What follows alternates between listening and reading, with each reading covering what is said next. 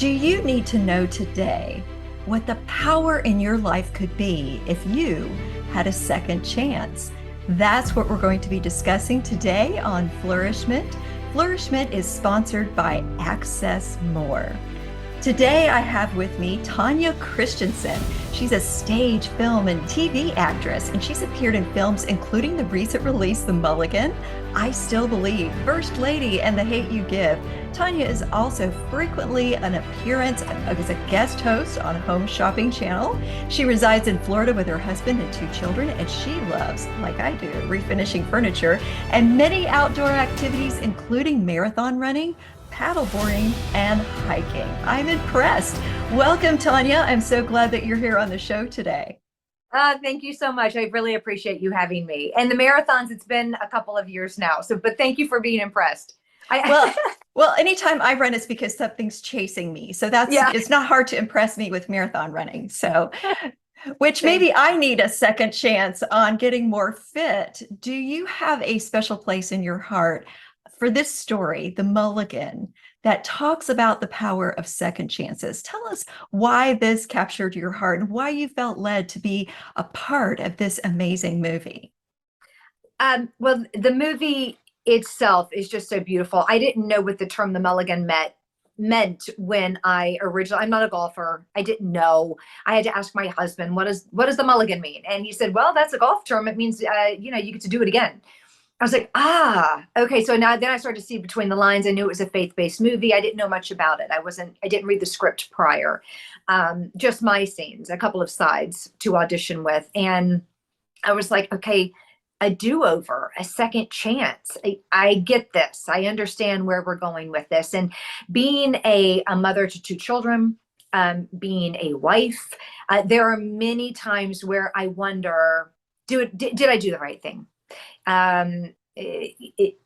Maybe perhaps I could have been softer with my words. Maybe perhaps I should have done something a little differently. Can we do this again? And we technically cannot go back and do things again. You can't redo things, but we can drop to our knees and just pray and say, Lord, I need a do-over. I need to do this again. I need forgiveness. And I really resonated with my character, Rebecca McAllister, because she is a mother to a son that is struggling with his relationship with his father. She is married, but separated to her husband they were college sweethearts. They had been kind of separated for about 5 years. So they'd probably been married a good 20 years or so in the movie, 15, 20 years. They didn't really specify, but it was a beautiful marriage that had somehow simmered and then they separated. So I don't have that in my life. I'm thankful for, but I do have, I have been a child and I am a child of divorce. My parents divorced, so I can kind of pull back from that. I do have children that may be angry with me or my husband at some point. I have to kind of figure out how to navigate that. So there are so many parts within this movie that I was able to relate to and really hopefully bring Rebecca to life. And I think all the audience members will be able to, when watching this movie, really kind of find a character or even a situation that they definitely are maybe perhaps dealing with in their own life.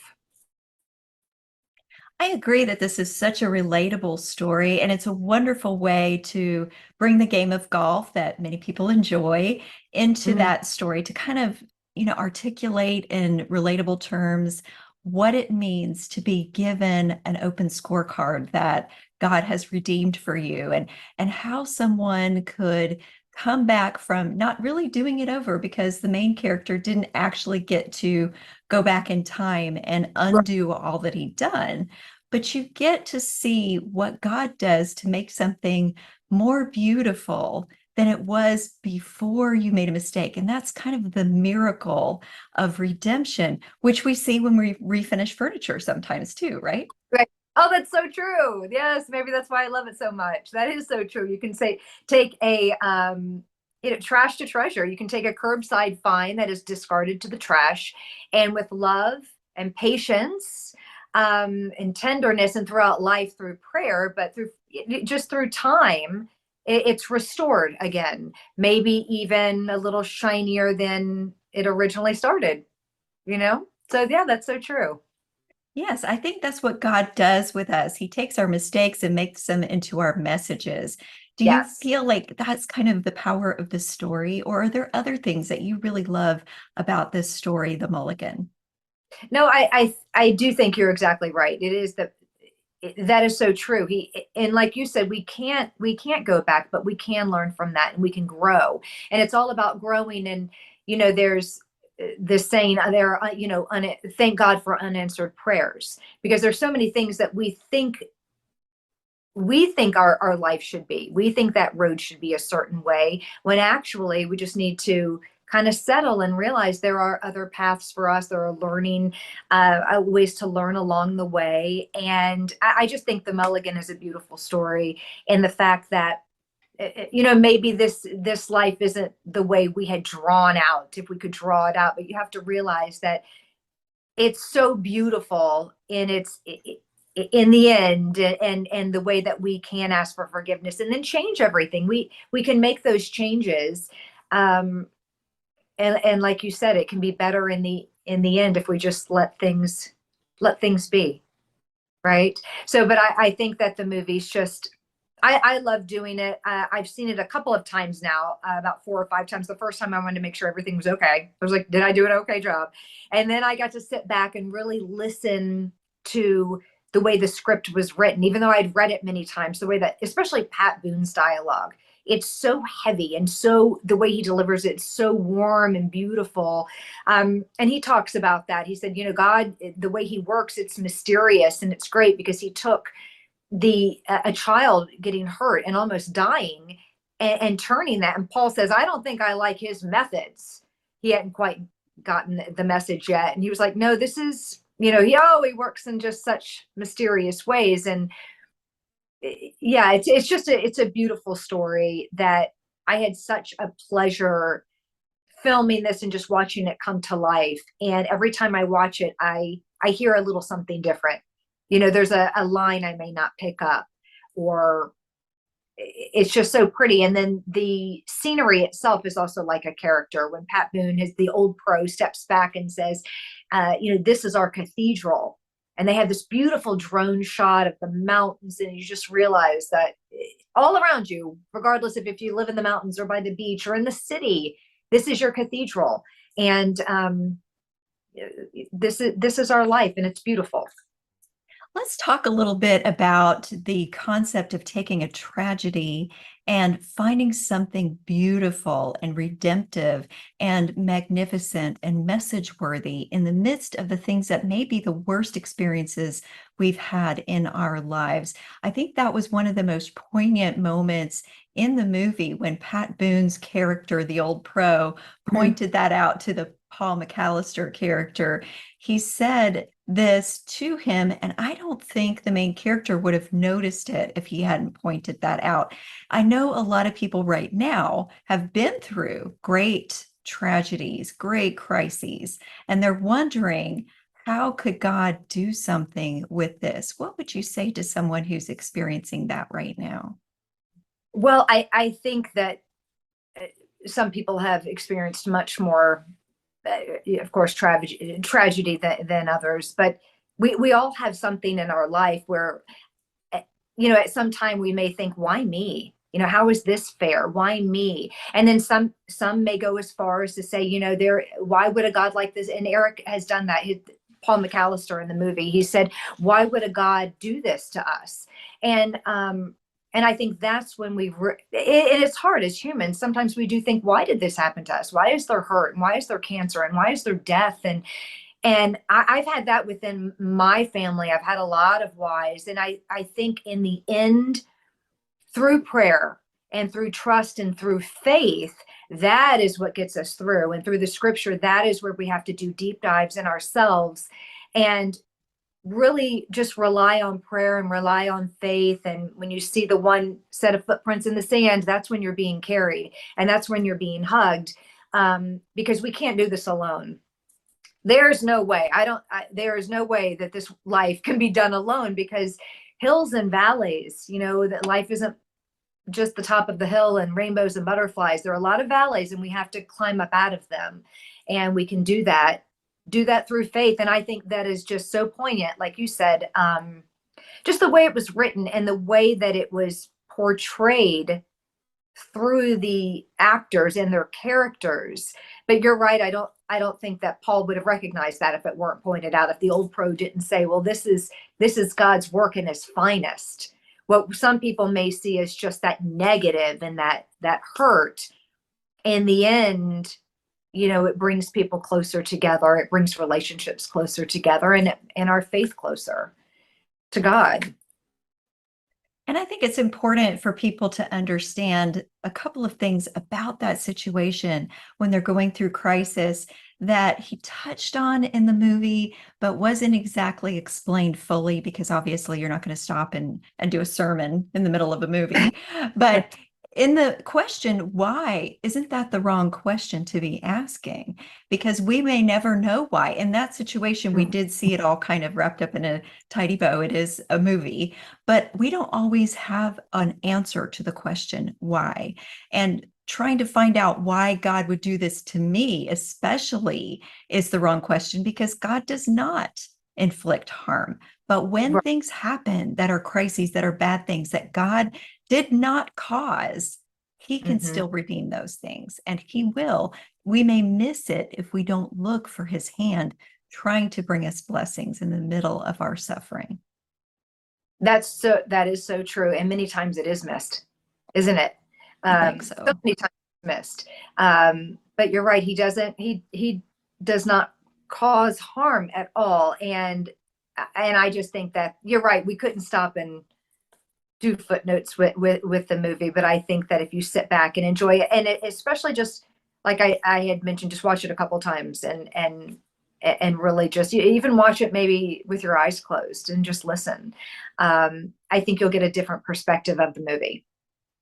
And That's you have a resource at the end of the movie. It's themulliganmovie.com, and there you can let's see, there's a Mulligan journal, daily insights from the old pro. So that's kind of a book that I was sent from Wally Armstrong, who helped write. Ken Blanchard, who's an inspirational speaker, and Wally Armstrong, who is a golf pro, and they're very men that have a lot of faith.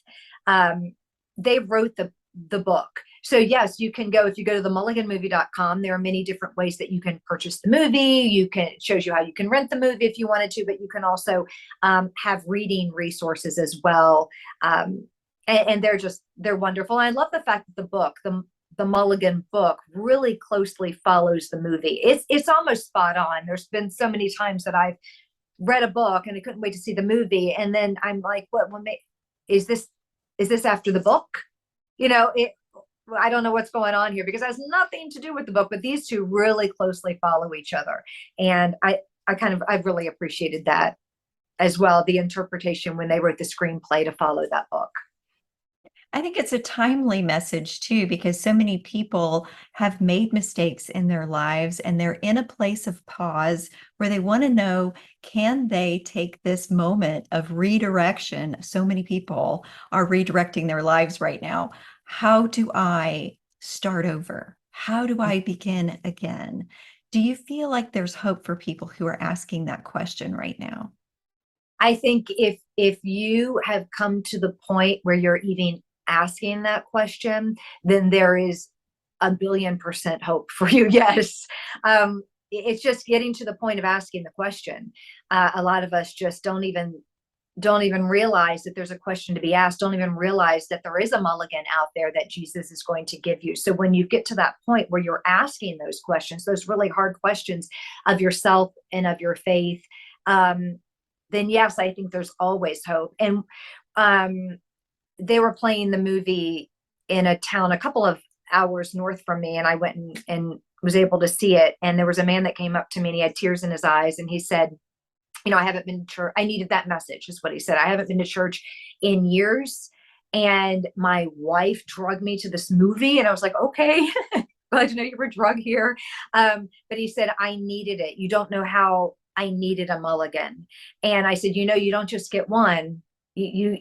if you ask, you shall receive, and you will get another mulligan. I don't know I didn't ask him what was going on, but it was a grown man with tears in his eyes that really needed this message. And I thought, wow, that's so poignant. The fact that this moved him when he could have just fallen asleep. It was an 8 o'clock movie. He could have dozed off. He could have closed his ears to it and his mind to it and just said, this is ridiculous. But instead, he really opened up in that hour and a half, and he let the light in.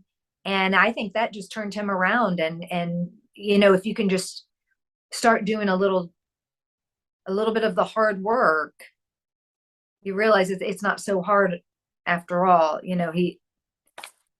There's a lot of guidance along the way.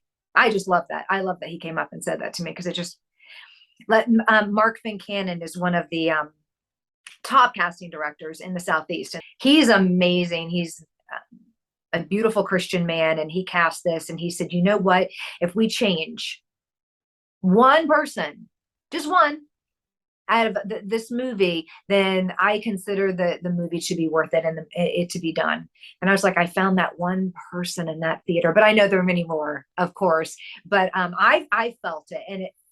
And so I got my one experience of just walking away with a full heart thinking, wow, Mark said just one. And I think tonight I found my one, and I'm sure there are many more, but he's the man that came up and talked to me. So it was fantastic.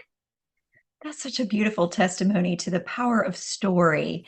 And I love that a movie can give us a way to open conversations with people who need to hear the power of our stories, and whose stories can become powerful in the lives of those they touch after they've experienced that mulligan moment. Yes, that's true. That is true. And when I was watching it here, in Sarasota, where I live, another man and his wife came up to me. He had at some point been homeless.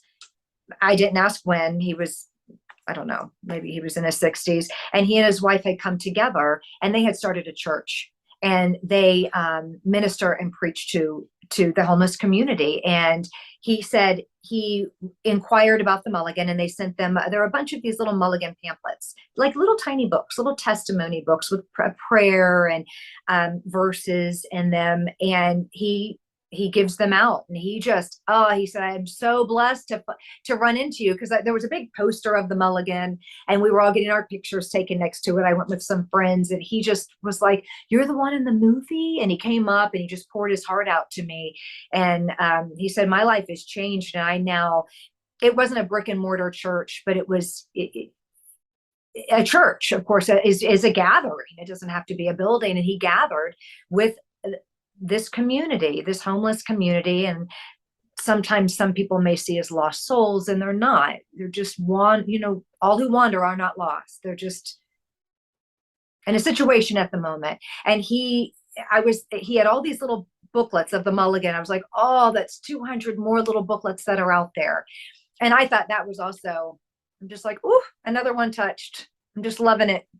It's just a beautiful film to be a part of. And as an actor, I also do many secular things as well. But if I could choose anything to do, I would love just to be involved with, like Take It Back, when we had those 30-minute to 1 hour shows back in the 80s and 90s, the wholesome faith-based, or family-based television.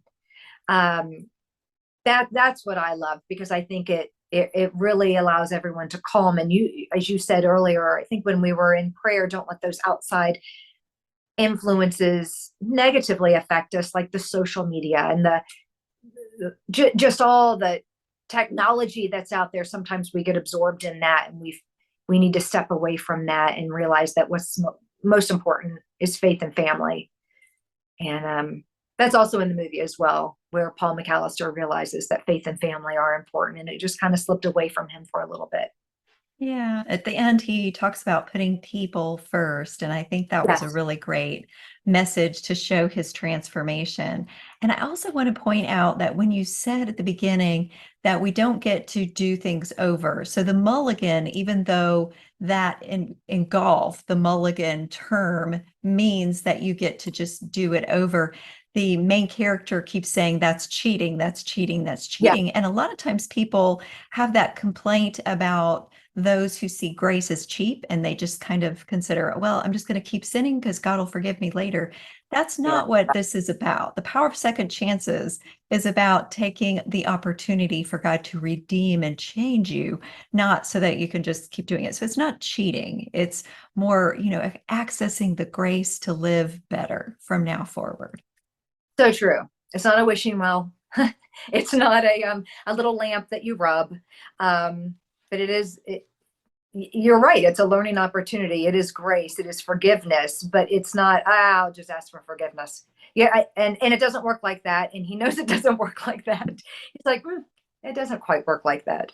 But I do that is true. He refused to do it because he just didn't quite get it yet. He did see it as cheating. And that goes back also in the backstory of his character, where his dad was a cheat, when he helped with that homework, and he was just kind of got through in life. So there are a lot of little onion layers to this movie. There are a lot of little layers to peel back. And that's why I recommend, if you can get your little hands on it, if you can purchase the movie, to watch it a couple of times. Sometimes one is good.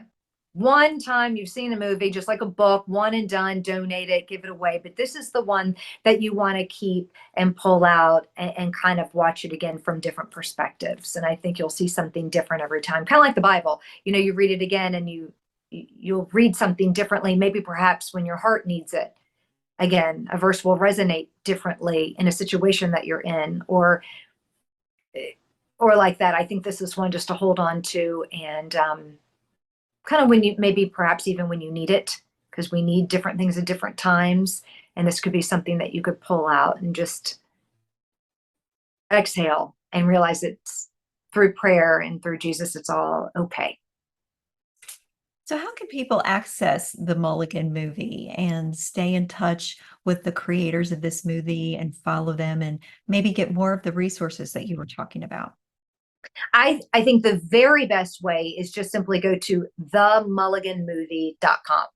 And there you will see, I believe there's a tab that says buy now. And you can click on that tab and it will tell you all the different areas and avenues to buy. Maybe perhaps you want to stream the movie. Maybe perhaps you're like me and you love a hard copy, like a DVD. If you'd like the book, if you'd like different resources, if you'd like to learn more about the cast, the writers, the director, the producers, there are all those tabs on there as well. So it's a really great website and it's easy. It's just an easy to navigate website, themulliganmovie.com. And you can find everything there. So, you mentioned that if you had your choice, you would do more family centered entertainment options as an actress. What is next for you? What are you looking forward to doing in the near future? Well, I was asked this, I get to ask this a lot. What's next? When can we see you again? And acting wise, we audition a lot. I just did an audition yesterday, actually. And sometimes you just have to audition and forget about it because you never know. I auditioned for something in April, and 2 weeks ago, I just got a call from my agent and they said that we need you in Atlanta tomorrow. I was like, from April? So that's how it happens. It's for a TV show that will come out in the fall of 2023. So there's always warm coals in my fire.